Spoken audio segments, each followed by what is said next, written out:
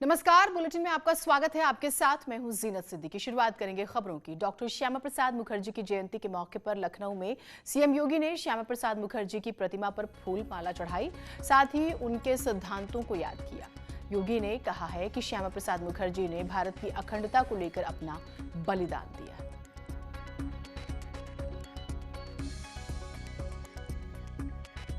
Doctor Shyama Prasad Mukherjee Bharat की अखंडता के प्रबल पक्षधर थे और इसके लिए उन्होंने अंतिम दम तक इस लड़ाई को जारी रखा। भारत की अखंडता को लेकर के ही उन्होंने अपना बलिदान भी दिया।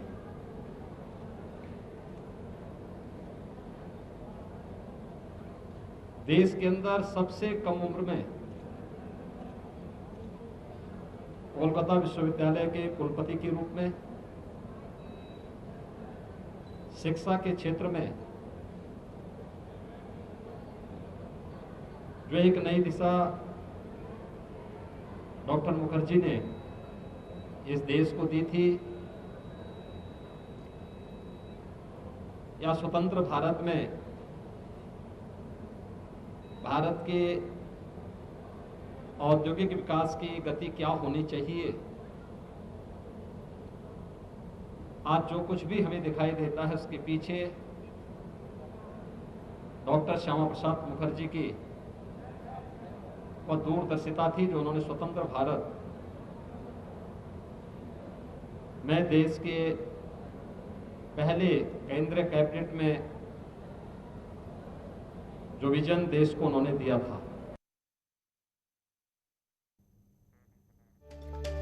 तो ये तस्वीरें हम आपको दिखा रहे हैं उस वक्त की जब माल्यार्पण किया मुख्यमंत्री ने डॉक्टर श्यामा प्रसाद मुखर्जी को याद करते हुए, और कश्मीर को लेकर जो उनका नजरिया था, जो उनकी विचारधारा थी और भारत को लेकर उसका वो जिक्र कर रहे थे। और प्रधानमंत्री मोदी ने ट्वीट किया, मैं डॉक्टर श्यामा प्रसाद मुखर्जी को उनकी जयंती पर नमन करता हूं। उनके महान आदर्श देश भर में लाखों लोगों को प्रेरित करते हैं। डॉक्टर मुखर्जी जीवन भारत की एकता और प्रगति के लिए समर्पित उन्होंने अपना जीवन कर दिया। उन्होंने खुद को एक उल्लेखनीय विद्वान और बुद्धिजीवी के रूप में प्रतिष्ठित किया।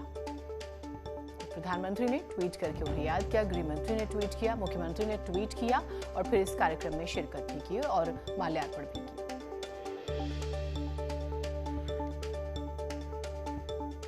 आजमगढ़ के रौनापार क्षेत्र के पालिया गांव में पुलिस और ग्रामीणों के बीच विवाद का मामला तूल पकड़ता जा रहा है।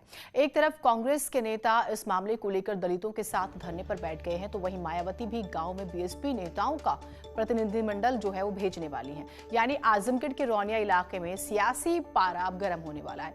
एक तरफ जहां कांग्रेस पार्टी इस मामले को लेकर दलितों के साथ धरने पर बैठी है, तो अब पुलिस अधीक्षक का कहना है पुलिस पर हमला हुआ और इस मामले में राजनीति ठीक नहीं है।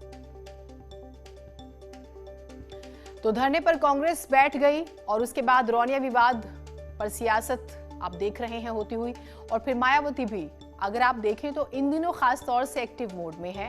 वो ट्वीट करती हैं, हर एक विषय पर आप देखेंगे इन दिनों वो ट्वीट करती हैं, और इस विषय पर भी उन्होंने ट्वीट किया और यहाँ पर अपना प्रतिनिधिमंडल जो है बीजेपी भेजेगी, ये बात वो कह रही हैं। ये बीएसपी, माफ कीजिएगा, अपना प्रतिनिधिमंडल भेजेगी बीएसपी, ये बात उन्होंने कही है।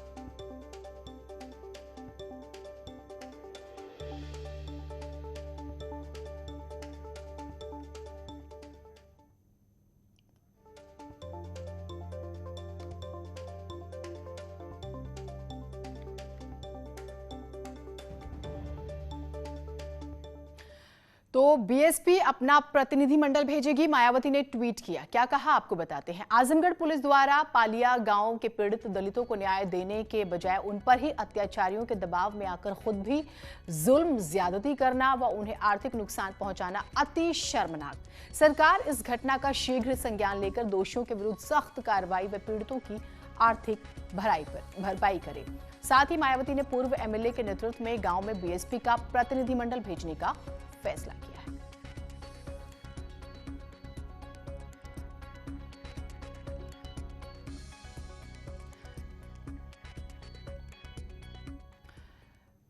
और इससे पहले प्रियंका गांधी ने भी ट्वीट कर सरकार से मुआवजे की मांग की है।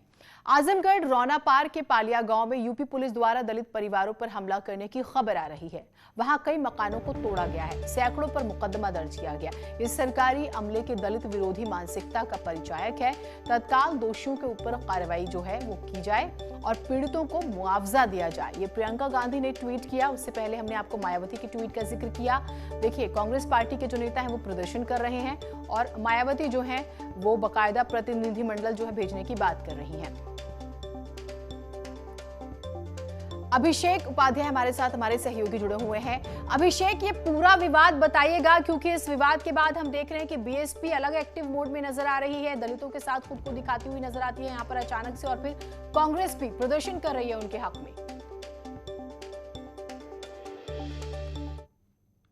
शाम की घटना है जहां एसपी आजमगढ़ को एक सूचना मिली थी कि बाजार में कुछ सोहदे टाइप के लोग हैं जो लड़कियों को आता जाता देख उन्हें छेड़ते हैं। इस सूचना पर एसपी ने एक टिकट वहां पर खुफिया तरीके से मुस्तैद कर दिया गया था और 29 तारीख की शाम को वहां पर सोहदे कुछ लड़कियों को छेड़ रहे थे, तभी वहां के पिकेट को सूचना मिलती है और दोनों सिपाही मौके पर पहुंचते हैं और वहां जब विवाद होता है तो उसका वीडियोग्राफी करने लगते हैं। इतने में मनबड़ प्रधान जो होता है वहां का, पुलिस टीम पर हमला कर देता है, वहां के 2 सिपाहियों को बुरी तरीके से मारकर घायल कर देता है। बड़ा गैंगस्टर भी है वो, जिसके बाद एसपी आजमगढ़ वहां पहुंचते हैं और बड़ी कार्रवाई करते हुए गैंगस्टर के अवैध मकान को जमींदोज कर देते हैं। इसी बात को लेकर के सबसे पहले यूपी में हाशिए पर रहने वाली कांग्रेस ने दलितों के बहाने एक गैंगस्टर के पीठ पे अपना हाथ रख के उसको बचाने के लिए जो है दलितों का सहारा लेती है और एक ट्वीट करती है। उसके बाद आज मायावती जो खुद इस समय यूपी में कमजोर अपने आप को देख रही है, तो आजमगढ़ से राजनीति शुरू कर देती है और आरोप लगाना शुरू कर देती है। तो कुल मिला के दलितों का एक सहारा लेकर के आजमगढ़ में गैंगस्टर को बचाने के लिए पहले प्रियंका गांधी मैदान में कूदती है, फिर मायावती कूदती है और एसपी आजमगढ़ का साफ तौर पे कहना है कि हमारे पुलिस टीम पर हमला हुआ था, वो बड़े गैंगस्टर हैं, ऐसे गैंगस्टर को बचाना, उनके पक्ष में बोलना कहीं से भी न्यायोचित नहीं है। ठीक, एक चीज बताइएगा, ये जो मकान जो तोड़े गए हैं उनके बारे में भी बताइए। ये भी गैंगस्टर का ही मकान था? फिर ये बात क्यों कही जा रही है कि लोगों को प्रताड़ित किया जा रहा है, दलितों के घर तोड़े गए? ये जरा स्पष्ट कर दीजिए एक बार। जी ने जो वहाँ का प्रधान है वो गैंगस्टर है वहाँ का, और अपने बाहुबल के दम पे ही वो प्रधानी का चुनाव जीता था और उसका उस क्षेत्र में पूरा आतंक था। वो वहाँ के लड़कियों को आए दिन छेड़ता रहता था, इसी को लेकर के वहाँ विवाद हुआ था, उस पर कार्रवाई हुई थी। तो कुल मिलाकर एक बड़ा गैंगस्टर वो था, उसके ऊपर गैंगस्टर के तहत मुकदमा भी चल रहा है। इसी के तहत एसपी आजमगढ़ ने उस पर ठोस कार्रवाई की थी। बहुत शुक्रिया आपका तमाम जानकारियों के लिए। और आज की सबसे बड़ी खबर सूत्रों के हवाले से ये आ रही है कि अगले 24 से 48 घंटे में मोदी मंत्रिमंडल का विस्तार हो सकता है। कल यानी बुधवार को पीएम मोदी कैबिनेट की बैठक लेंगे। इसके लिए पीएम मोदी ने 8 जुलाई तक पहले से निर्धारित सभी बैठकों को टाला है। सूत्रों से खबर तो ये भी है कि संभावित मंत्रियों को दिल्ली का न्योता दे दिया गया है। मोदी मंत्रिमंडल में करीब 22 नए मंत्री शामिल किए जा सकते हैं। ये भी खबर है कि मोदी की नई टीम में यूपी और उत्तराखंड के कई चेहरे शामिल हो सकते हैं, जिसमें युवा चेहरों को मौका मिल सकता है। साथ ही यूपी बिहार में सहयोगी पार्टियों को भी जगह मिल सकती है, जिसमें अपना दल की अनुप्रिया पटेल और बिहार में जेडीयू के साथ लोजपा के पारस गुट को भी शामिल किया जा सकता है।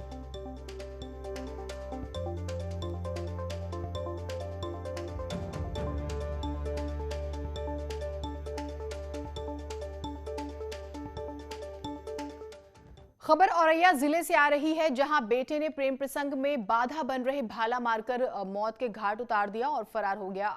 अजीतमल कोतवाली क्षेत्र के भीखेपुर गांव का मामला है।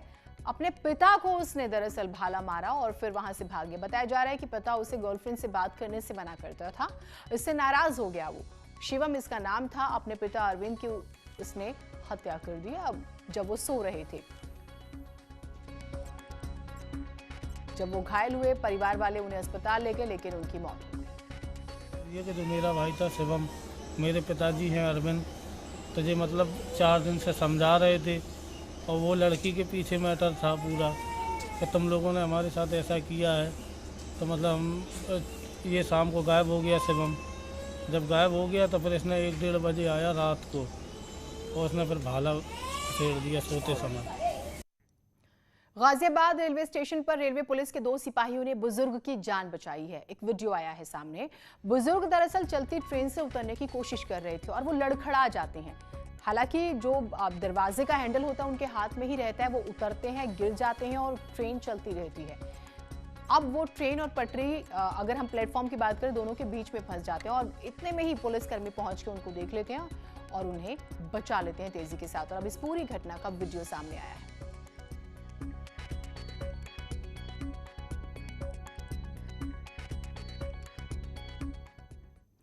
उधर सुल्तानपुर में आपसी विवाद में हुई फायरिंग में एक युवक गोली लगने से घायल हो गया है। घायल युवक को पहले जिला अस्पताल में भर्ती कराया गया, जहां उसकी गंभीर हालत को देखते हुए डॉक्टरों ने उसे लखनऊ रेफर कर दिया है। वहीं पुलिस हमलावरों की तलाश में जुट गई है।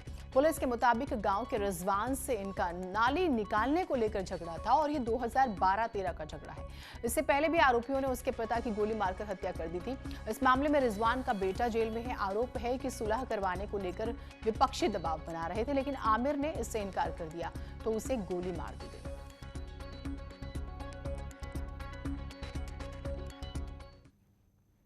आरोप है कि गांव में लौटते समय दुल्लापुर के पास रिजवान पुत्र कल्लू निवासी मीर का पुरवा महाराजगंज द्वारा इनके ऊपर जानलेवा हमला करते हुए फायर किया गया, जिसमें ये घायल हो गए। इनको उपचारार्थ जिला अस्पताल भिजवाया गया है। इस संबंध में प्रारंभिक जानकारी के अनुसार दोनों पक्षों में तालाब में नाली निकालने के मामले को लेकर वर्ष 2013 से मुकदमे चले आ रहे हैं और दोनों पक्षों में पुरानी रंजिश। बीएचयू में आम तोड़ने को लेकर छात्रों और प्रोक्टोरियल बोर्ड के बीच विवाद हो गया है। छात्रों को आरोप है कि शाम के वक्त वो बीएचयू परिसर के बगीचे में जो आम गिरे हुए थे उसे चूम रहे थे, तभी कुछ सुरक्षाकर्मी वहां आ जाते हैं और मारने पीटने लगते हैं। कई स्टूडेंट जख्मी हुए। आरोप यह भी है कि जब छात्रों ने प्रोक्टोरियल बोर्ड से शिकायत की तो उन्होंने इस घटना से ही इनकार कर दिया। ऐसे में नाराज जो है छात्रों ने जमकर हंगामा किया, सुरक्षा कर्मियों के खिलाफ कार्रवाई की मांग की और चेतावनी दी कि अगर कोई एक्शन नहीं लिया जाता तो वो बड़ा आंदोलन करेंगे। हम यूनिवर्सिटी क्लब में आम बीनने गए थे, शाम को घूमने गए थे जी। वहाँ पे आम दिख गया तो बीनने लगे जी। थोड़ी देर बाद वहाँ पे प्रोक्टोरियल बोर्ड के कुछ गार्ड आए और 5-6 लोग दौड़ा के मारने पीटने लगे। पत्थर भी चलाए हैं, मारे पीटे भी हैं जी। और उसके बाद गाली गलौज भद्दी गालियाँ भी दिए हैं हमको। ग्रेटर नोएडा थाना जारचा क्षेत्र के एनटीपीसी परिसर की सुरक्षा में लगे सीआईएसएफ के एक जवान ने परिसर के अंदर अपने आवास पर पत्नी की हत्या के बाद आत्महत्या कर ली।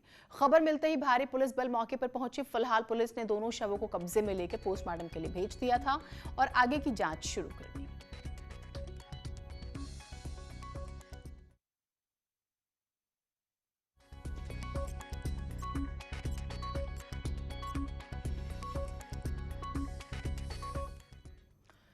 अयोध्या में भगवान श्री राम के मंदिर की शोभा मिर्जापुर का गुलाबी पत्थर बढ़ाएगा।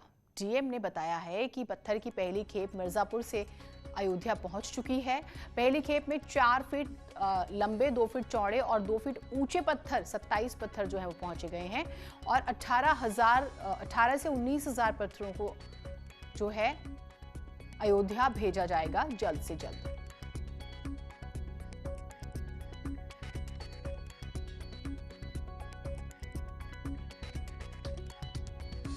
तो मिर्जापुर के ये पत्थर भव्य मंदिर का निर्माण होगा और उसमें इनका भी बड़ा किरदार है।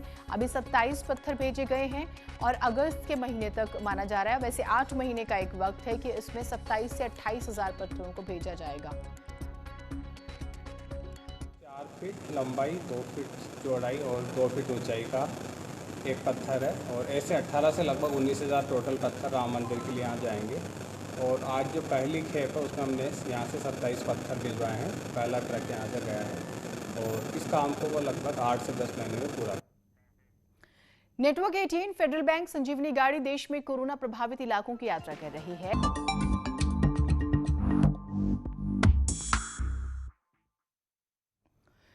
ब्रेक के बाद स्वागत है आप सभी का। बांदा में लापता बच्ची का शव मिला है। 5 साल की ये बच्ची जो है ये लापता थी और नाली में इसका शव मिला है और इस बच्ची की गला रेत कर हत्या कर दी गई है। पुलिस हर एंगल से जांच कर रही है। शहर कोतवाली के चमरौड़ी का मामला, एक 5 साल की बच्ची लापता होती है और उसकी लाश मिलती है और ये बताया जा रहा है कि बच्ची का गला रेत दिया गया। अब हर एंगल है। क्या किसी परिचित ने ऐसा किया? क्या किडनैपिंग का मामला है या फिर किसी ने किसी और इरादे से बच्ची को अगवा किया? बच्ची की हत्या क्यों की और गला रेत कर, यानी कि आप ये मानिए कि कितनी ज्यादा कुंठा रही होगी, कितनी ज्यादा नफरत, या क्या कारण था? ये इन्वेस्टिगेशन का पार्ट है।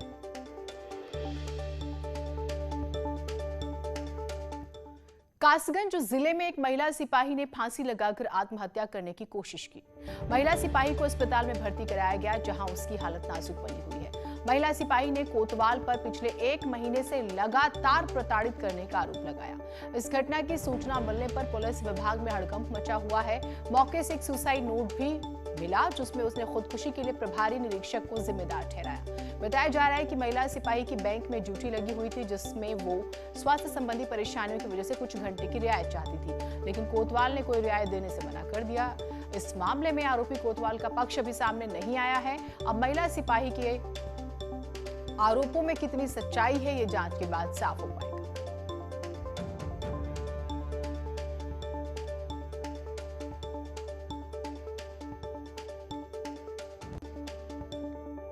हर साल प्रॉब्लम हो रही है, कह रहे मगर सबको होती है, कह रहा मुझे उससे कोई मतलब नहीं है। मैं सर अगर इतना टॉर्चर करोगे तो मैं तो सुसाइड कर लूँ। कह रहा कर लो, मेरा कोई लेना देना नहीं है तुमसे। आगरा में धर्मांतरण और लव जिहाद का एक और मामला सामने आया है। पुलिस ने आरोपी को गिरफ्तार कर लिया है। महिला का आरोप है कि आरोपी ने नाम बदलकर महिला के साथ जबरन संबंध बनाए और धर्म परिवर्तन का दबाव बनाया। लव जिहाद का एक और मामला सामने आया है। पुलिस ने आरोपी को गिरफ्तार कर लिया है। महिला का आरोप है कि नाम बदलकर आरिफ हाशमी ने उसके साथ जबरन संबंध बनाए और धर्म परिवर्तन का दबाव बनाया। महिला के मुताबिक आरोपी आरिफ हाशमी ने लखनऊ में एक कार्यक्रम के दौरान उससे मुलाकात की और अपना नाम आदित्य बताया। कार्यक्रम में खुद को उसने टिम्बर मर्चेंट बताया और महिला से बिजनेस में हिस्सेदारी की बात की, जिसके बाद महिला इसके झांसे में आ गई और महिला ने पार्टनरशिप शुरू कर दी। बाद में दोनों के बीच नजदीकियां बढ़ी और दोनों ने शादी कर ली। शादी के बाद पता चला कि आदित्य का असली नाम आरिफ हाशमी है, जिसके बाद महिला ने इसका विरोध किया तो आरोपी महिला का टॉर्चर करने लगा। फिलहाल पुलिस इस हाई प्रोफाइल धर्मांतरण मामले की जांच में जुटी हुई है। एक व्यक्ति जिसका नाम आरिफ है, जो कि अपने खुद को किसी अन्य नाम से महिला के सामने जो है उसने प्रस्तुत किया था, संबंध जो है वो इस्टेब्लिश किए थे महिला के इसी प्रार्थना पत्र पे, और इसमें मुकदमा पंजीकृत किया गया है। एक छोटा सा ब्रेक